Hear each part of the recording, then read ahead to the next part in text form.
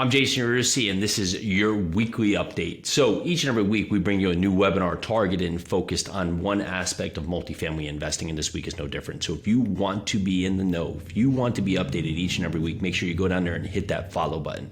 I'm Jason Yarusi of Yarusi Holdings. We're a multifamily investment firm here in Middle Tennessee, and today we're going to talk about maximizing returns of your value add strategy. So the question is, I've brought this property, now what? Well, hopefully you've prepared a plan, have gone and diligently reviewed that plan, have stress tested that plan, have worked with your team both internally and externally to identify whether or not that plan would be sufficient for your property. So when we look at value add properties, we ultimately want to get to the fact and simplicity that we're going to get back our money in 3 to 5 years. So if we're doing things proactively on the property, that's going to increase that value, right? So if we do something and do a renovation, whether it be into the interior unit, the cost of that renovation is going to be recouped with the value of increased income that we create in our property within 3 to 5 years. So for example, if we can go in there and a cost of renovation, say for the interior is $5,000, and ideally we spend something now with that $5,000 spend that gets at $100 of rent each month.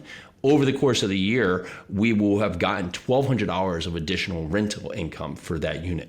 So assuming that tenant stays throughout that property here, it's going to take us a little over 4 years to get our money back. So we can look at that as a good investment, right? So we think about that and that return principle. If you can really look to focus like that, it can give you an idea whether or not you should look to do this investment. However, there are certain things that may improve the overall value of the investment where on paper, you're not going to get more income, but ideally it's going to get you something of more value in the future and not get you dinged by potential buyers in the future. So things like that could be replacing roofs when roofs are at life, where if you didn't do today, it could impact the overall quality of the tenant living there. It could ultimately hurt your structure. And then a new buyer is going to come in there and say, well, you haven't replaced the roof, so now I have to ding because that's part of my CapEx budget. So you have to look at it two ways. Things are going to drive revenue to create more day-in-day value today, and other items that will create overall life value for the property. Now, when we look at things that are short holds, where we're typically investing from 3 to 7 years, there's going to be certain things that we're going to choose not to do, right? It's hard to get the value back of installing the pool, or also looking at some kind of solar to put for the property. It's just not something that's really going to allow us to recoup that value where it's going to make economic sense for us to do that today. So you look at your investment and say, is what I'm doing worth the cost of investment?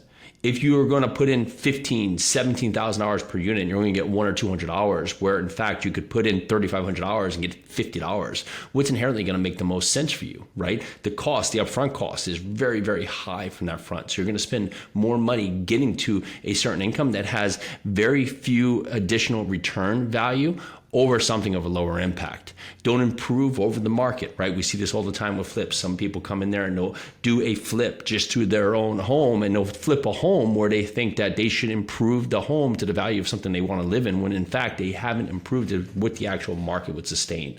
So as you look at your investments today, what is going to be the overall impact of your cost to do this, your timing to do this, the improvement in the quality of the tenant's life for that property, or intended cycle of investment for which you're now imparting on, and how much money can you make by doing what you plan to do.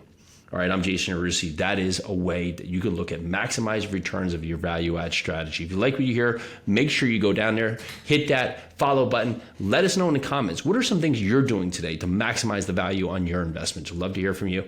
Let's do this.